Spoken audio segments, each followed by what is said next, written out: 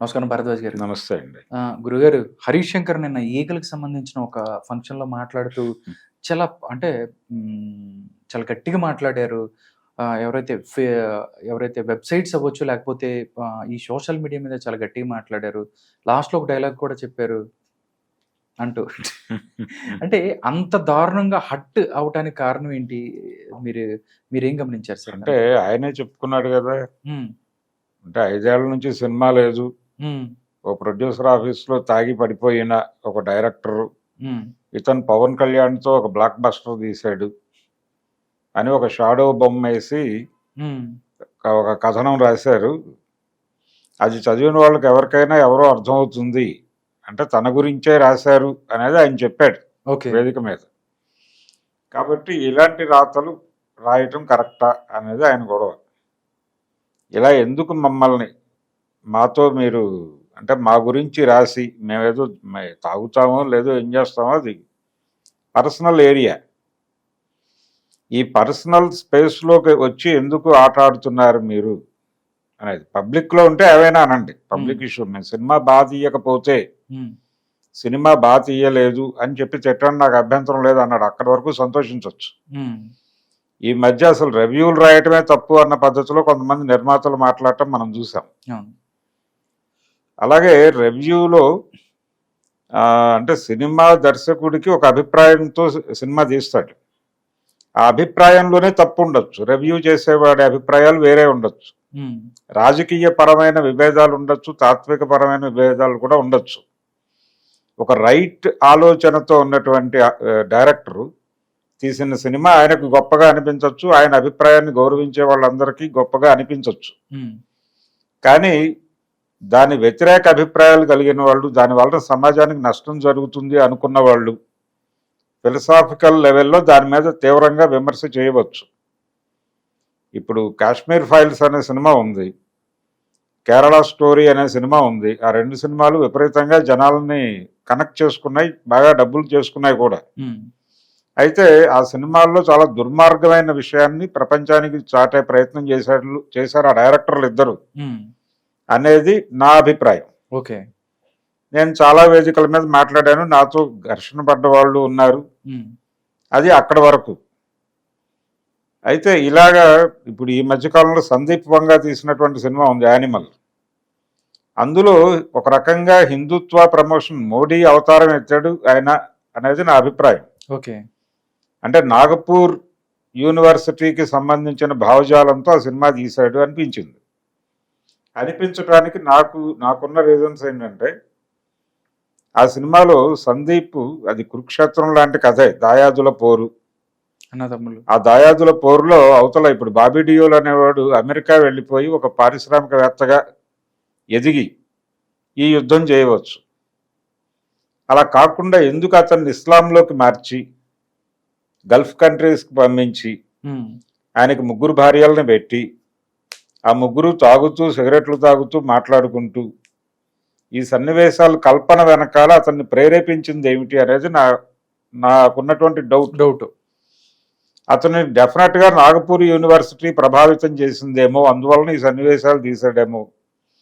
ఇది ఒక రకంగా ఇస్లాం మీద దాడి. అంటే ఇక్కడ కంపారిటివ్గా ఇందులో హిందూ భార్య ఉంటుంది, ఇక్కడ రష్మిక చేసిన క్యారెక్టర్. నేను కూడా నీలాగా ఎవరితో అయినా ఉంటే నువ్వు భరించగలవా అన్నట్టుగా మాట్లాడుతుంది ఆవిడ. నువ్వు అలా చేయలేవు అంటాడే. నువ్వు చేయాలనుకున్నా చేయలేవు. ఎందుకు చేయలేవు అనేది రాయడు. కానీ ఆయన ఉద్దేశం ఏంటంటే, ఎందుకు చేయలేవు అంటే నువ్వు హిందూ స్త్రీవి కాబట్టి. వాళ్ళు చేస్తారు, తాగేసి సిగరెట్లు తాగేసి నానా రుచు చేస్తారు అక్కడ. అంటే వాళ్ళు అది కాబట్టి అని చెప్పదలుచుకున్నట్టు ఇంటెన్షన్. ఇది నా ఇంటెన్షన్ కాదు అనొచ్చు అతను, కానీ చూసేవాడికి అనిపించేది అదే కదా.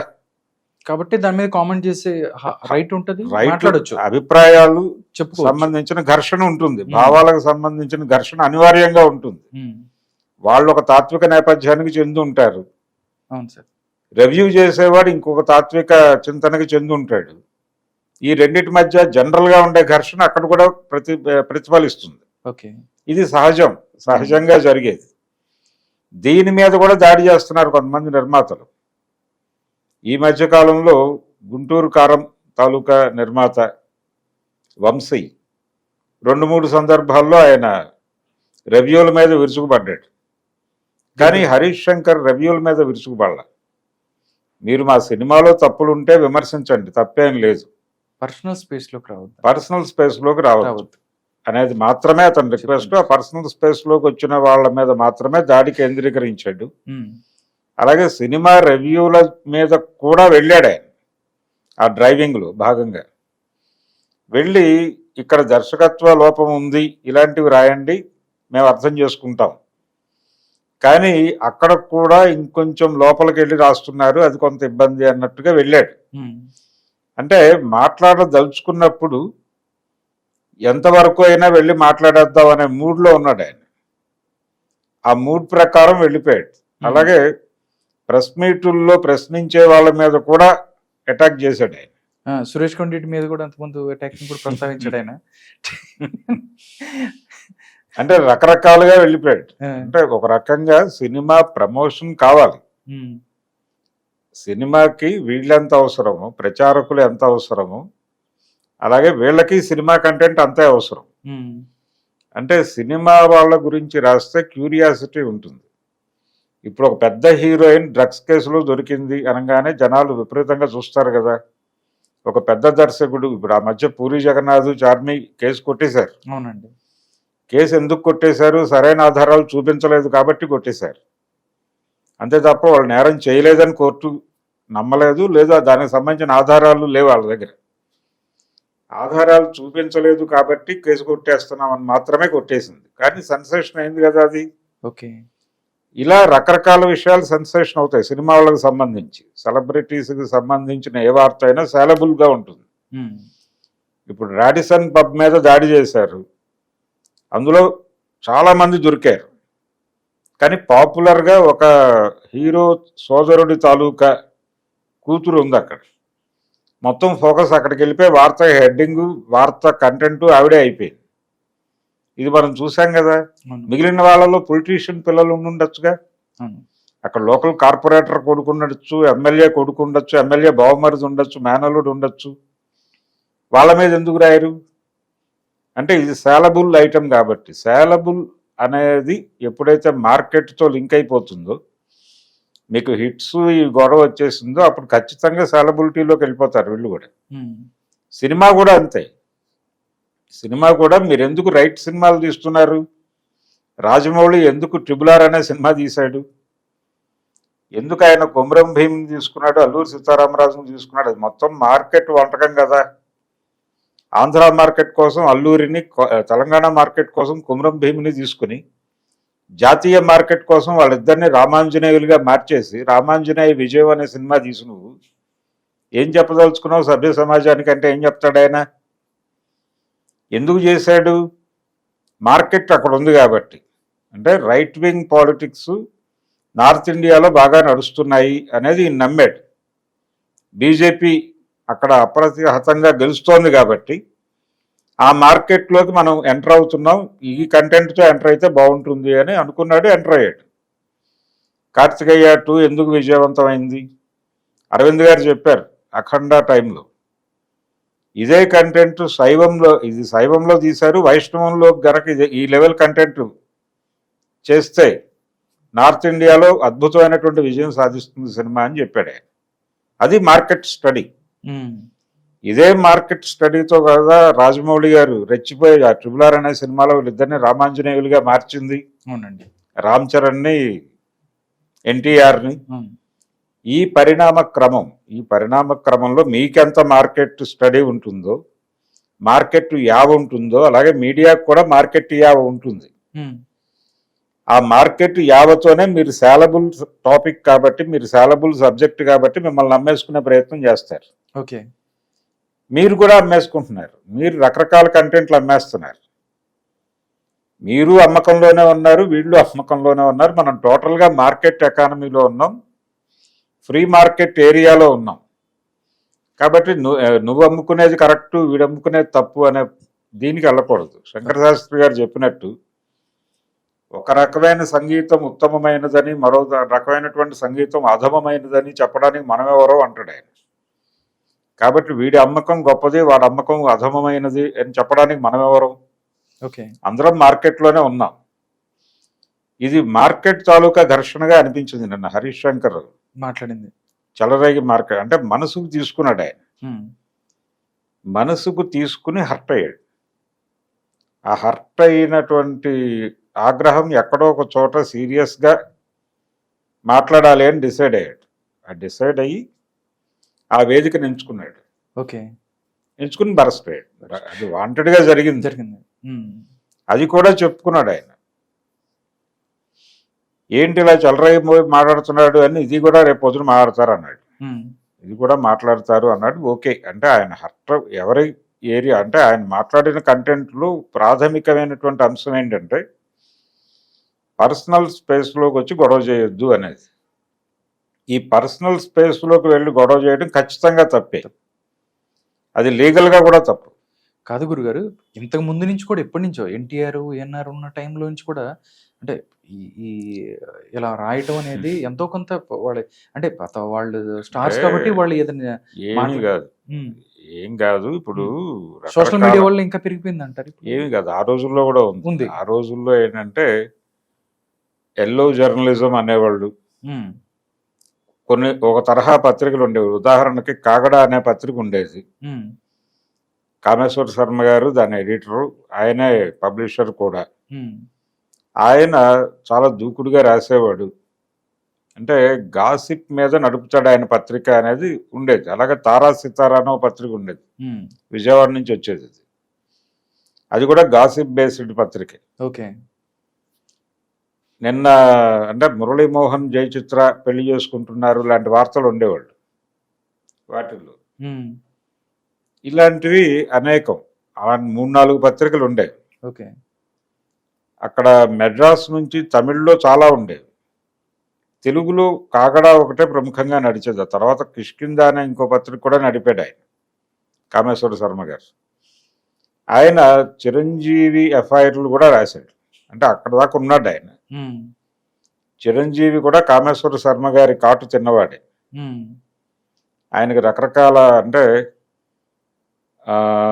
చిరంజీవి కోసం అల్లు రామలింగయ్య గారు ట్రై చేస్తే, ఆయన ఎక్కడో ఉన్నాడని ఎవరో నెంబర్ ఇస్తే ఆ నెంబర్కి ట్రై చేస్తే అక్కడ ఇంకో హీరోయిన్ ఎత్తి ఈ లెవెల్లో రాసేవాడు ఆయన కథనం. ఇది నిజమా కాదా, అసలు ఆ ఏరియాలో ఈయన ఉన్నాడా లేదా అని తర్వాత సంగతి.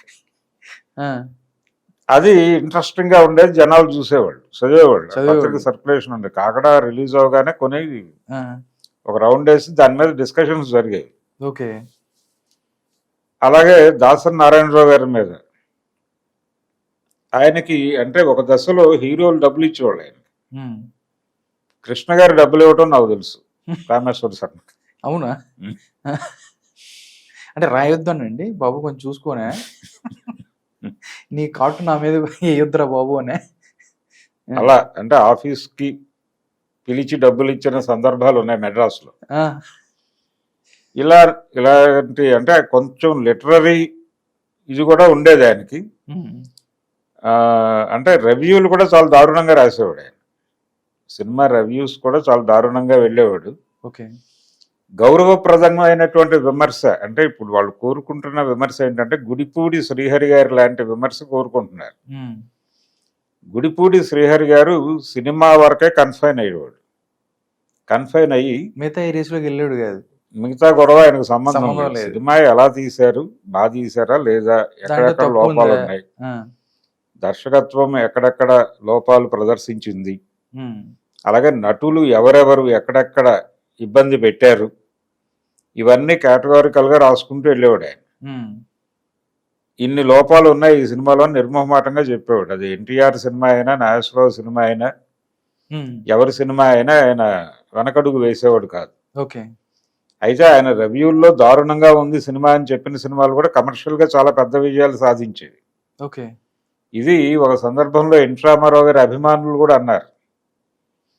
అంటే శ్రీహరి రివ్యూల్లో మిమ్మల్ని దారుణంగా విమర్శిస్తాడు కదా అన్నప్పుడు, అంటే మీ హీరోని దాంతో మాకేం సంబంధం, ఆయన విపరీతంగా తిట్టిన సినిమా అక్కడ ఇంత కలెక్ట్ చేసింది అని చెప్పారు. అని చెప్పేవాళ్ళు.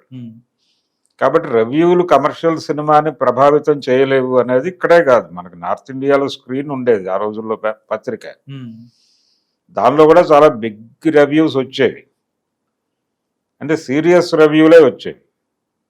ఈ సీరియస్ రివ్యూలను ఇండస్ట్రీ కూడా గౌరవిస్తుంది. ఒక సినిమాని సీరియస్గా క్రిటిసైజ్ చేసినందుకు కమలాకర్ కామేశ్వరరావు అనే జర్నలిస్ట్ని పిలిచి అక్కడ స్క్రిప్ట్లో కూర్చోబెట్టుకోవడం జరిగింది. ఇప్పటికీ ఉన్నారు అలాంటి వాళ్ళు. ఆయన నెమ్మదిగా డైరెక్టర్ అయ్యాడు, పౌరాణిక బ్రహ్మ అయ్యాడు. ఇట్లా జరుగుతుంది. అంటే మీడియాకి సినిమాకి ఒక అంటే మొగుడు పిల్లల రిలేషన్ లాంటిది. అప్పుడప్పుడు తిట్టుకుంటారు, అలకలు ఉంటాయి, కొట్టుకోటాలు ఉంటాయి, తిట్టుకోటాలు ఉంటాయి, ప్రేమించుకుంటారు, ఇవన్నీ నడుస్తాయి. ఆయన గాయపడింది మాత్రం సీరియస్ గా పట్టించుకోవాల్సిన అంశమే. అంటే విడాకులు ఇలాంటి ఏరియాల్లో కూడా మాట్లాడుతూ ఉంటారు, అది కూడా తప్పే. అది పర్సనల్ స్పేస్, ఆ ఏరియాకి వెళ్ళకూడదు. జస్ట్ వార్తగా కోర్టు నుంచి కన్ఫర్మేషన్ వస్తే మాత్రమే రాయాల్సిన వార్త. వాళ్ళ మధ్య విభేదాలు ఉన్నాయి, వాళ్ళు ట్విట్టర్లో, అంటే ఒక భార్యాభర్తలు ఇద్దరు సెలబ్రిటీస్ అయితే వాళ్ళ అకౌంట్స్ ఉంటాయి సోషల్ మీడియాలో, ఈ అకౌంట్లో అతని ఫోటో ఈరోజు పెట్టలేదు, ఏవైనా వీళ్ళిద్దరి మధ్య గొడవ అయిందా అని ఒక వార్త రాసేస్తున్నారు. ఇది ప్రమాదం, అంత లోతులోకి వెళ్ళకూడదు. Okay okay. అలాగే అతను ఈరోజు పెట్టినటువంటి పిక్ పర్సనల్ పిక్ పెట్టాడు, వాళ్ళిద్దరూ కలిసి ఉన్నటువంటి పిక్ ఉండేది ప్రొఫైల్లో, అది తీసి తన సోలో పిక్ పెట్టాడు. ఏదైనా అయిందా, వీళ్ళిద్దరూ విడిపోబోతున్నారా, ఈ మధ్య ఇతను ఇంకో హీరోయిన్తో సన్నిహితంగా కనిపిస్తున్నట్టుగా కొన్ని ఫోటోలు వైరల్ అయినాయి అని ఒక కథనం రాసి పెట్టేస్తున్నారు. ఓకే, దాని హెడ్డింగ్ ఏమిటి, వాళ్ళిద్దరూ విడిపోబోతున్నారా అనేది. ఇది గ్రాబ్ చేస్తుంది. ఓకే, అటెన్షన్ గ్రాబింగ్ టైటిల్ పెట్టేయటం ద్వారా జనాలని లోపలికి లాగి వాళ్ళకి చివరిలో ఇది ఏమో మాకు తెలియదు అన్న పద్ధతిలో కంక్లూడింగ్ వాక్యం ఉంటుంది. కానీ నువ్వేం పంప్ చేస్తున్నావు, వాళ్ళ పర్సనల్ ఏరియాలోకి వెళ్ళిపోయి డాన్స్ చేస్తున్నారు. ఇది ప్రమాదం. ఓకే, ఈ ప్రమాదం గురించి ఆయన మాట్లాడిన దాంతో మనకు విభేదం లేదు. కాకపోతే సినిమాకి సంబంధించిన రివ్యూలు చేసేటప్పుడు ఫిలసాఫికల్ రివ్యూస్ ఉన్నప్పుడు వాటిని గౌరవించండి. గౌరవించి మీరు కూడా ఆర్గ్యుమెంట్లోకి రండి. గౌరవప్రదమైనటువంటి చర్చ జరగచ్చు, చేయొచ్చు కూడా డైరెక్టర్లు. ఇప్పుడు ఆ మధ్య ఆ సినిమా అగ్నిహోత్రి, వివేక్ అగ్నిహోత్రి చేశాడు ఆ సినిమా కాశ్మీర్ ఫైల్స్. ఆ సినిమా మీద ఒక చోట విమర్శిస్తుంటే ఆయనే లైన్లోకి వచ్చేసి హిందూ ముస్లిం అని మీరు ఆపాదిస్తున్నారు కానీ నేను ఆ కోణంలో చూడలేదు, అక్కడ జరిగిన సంఘటనలు పేపర్లో రికార్డ్ అయినవే నేను తీశాను అన్నాడు ఆయన. ఓకే. అయితే అక్కడ ఒక దుర్మార్గం ఏంటంటే తెర మీద ఆ సినిమా చూస్తున్న వాళ్ళకి చంపుతున్నది ముస్లింలు, చనిపోతోంది హిందువులు అనేది అర్థమవుతుంది. అవును. బయటకు వచ్చేటప్పుడు అంతిమంగా ప్రేక్షకుడి మనసులో ముద్రపడే అంశం ఏమిటి అనేది చూడాలి. అది ఖచ్చితంగా ఈ దేశంలో ఉన్నటువంటి ముస్లింల మీద ఒక బ్యాడ్ ఒపీనియన్ క్రియేట్ చేసేది. దాని గురించి ఎంతైనా ఆర్గ్యూ చేయవచ్చు. ఓకే. అట్లా ఆర్గ్యుమెంట్లోకి వచ్చాడు ఆయన. ఆర్గ్యుమెంట్లోకి వచ్చి తన అభిప్రాయం మీద తాను నిలబడే ప్రయత్నం చేశాడు. అలాంటి చర్చ జరగచ్చు, అది ఆరోగ్యకరమే. కానీ పర్సనల్ ఏరియాలోకి వెళ్ళటం అనేది మీడియా ఎంత తగ్గించుకుంటే ఇలాంటి గొడవలు తగ్గుతాయి. అంతే, అదొకటే పరిష్కారం. హరీష్ శంకర్ గొడవకి అదొకటే పరిష్కారం.